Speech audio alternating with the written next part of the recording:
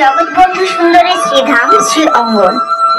এই অঙ্গনটি ফরিদপুর শহরের পুরাতন এবং নতুন বাস স্ট্যান্ডের মধ্যবর্তী গোয়াল ছামটে অবস্থিত। মন্দিরে প্রবেশের পথের ডান দিকে শ্রী শ্রী প্রভু জগৎবন্ধু লাইব্রেরি।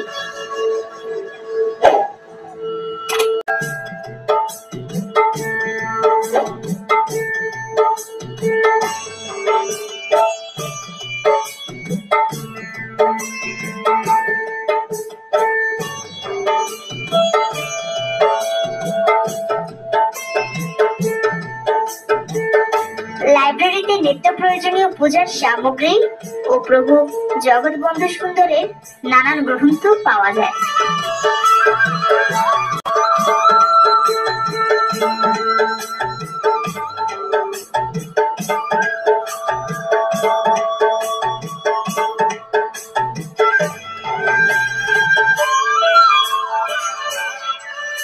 বাংলা 1306 সালের আষাঢ় মাসে রথযাত্রা উৎসবের সময় জগৎবন্ধু সুন্দর এই অঙ্গনটি প্রতিষ্ঠা করেন।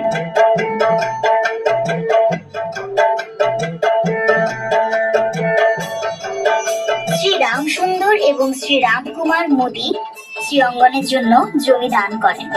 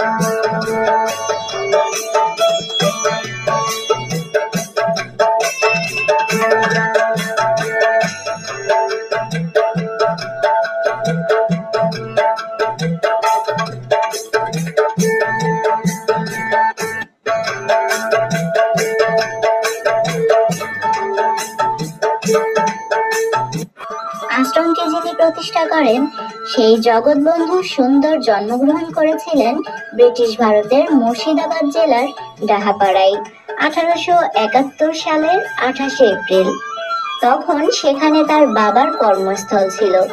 তার বাবার নাম ছিল দীননাথ ন্যায়রত্ন এবং মায়ের নাম ছিল বামা সুন্দরী দেবী। 1899 সালে জগৎবন্ধু সুন্দর এই আশ্রমটি প্রতিষ্ঠা করেন। জগৎবন্ধু সুন্দর 17 সেপ্টেম্বর 1921 সালে মারা যান এবং সেই 1921 সালের 18 অক্টোবর থেকে আজ পর্যন্ত দিনরাত 24 ঘন্টা এখানে কীর্তন হয়ে থাকে। 1971 সালে বাংলাদেশের স্বাধীনতা যুদ্ধ চলাকালীন সময় পাকিস্তানি সেনাবাহিনী 8 জন আশ্রমবাসীকে তাদের ধর্মীয় প্রার্থনা করার সময় হত্যা করে এবং আশ্রমটিতে ব্যাপক ধ্বংসলীলা চালায়। 1971 সালের 21 এপ্রিল ফরিদপুর জেলার প্রথম শহীদ হিসেবে মৃত্যুবরণ করেন এই আঙিনায় কীর্তনরত 8 জন সাধু। বর্তমানে এই জায়গাটি ফরিদপুরের অন্যতম একটি দর্শনীয় স্থান হিসেবে বেশ খ্যাতি লাভ করেছে। প্রতিদিন এখানে অসংখ্য দর্শনার্থীর আগমন ঘটে। প্রতি বছর মেলা অনুষ্ঠিত হয়, যা আঙিনার মেলা নামেও পরিচিত। সম্পূর্ণ জায়গাটি আপনাদেরকে ঘুরিয়ে দেখানোর চেষ্টা করলাম এবং জানানোর চেষ্টা করলাম এই জায়গাটি সম্পর্কে বেশ কিছু ইতিহাস।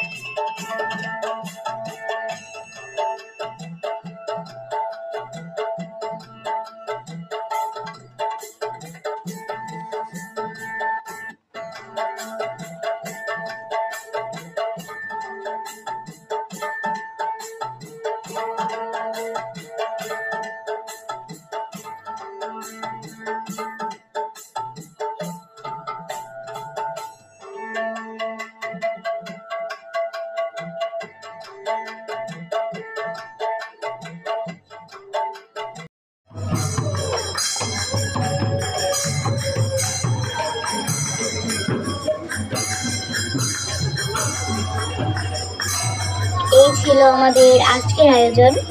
আজ এখানেই শেষ করছি, আবারও ফিরে আসবো নতুন কোনো ভিডিও নিয়ে। সে পর্যন্ত আমাদের সাথে থাকবেন। এতক্ষণ যারা আমার ভিডিওটি দেখছিলেন সবাইকে অনেক ধন্যবাদ।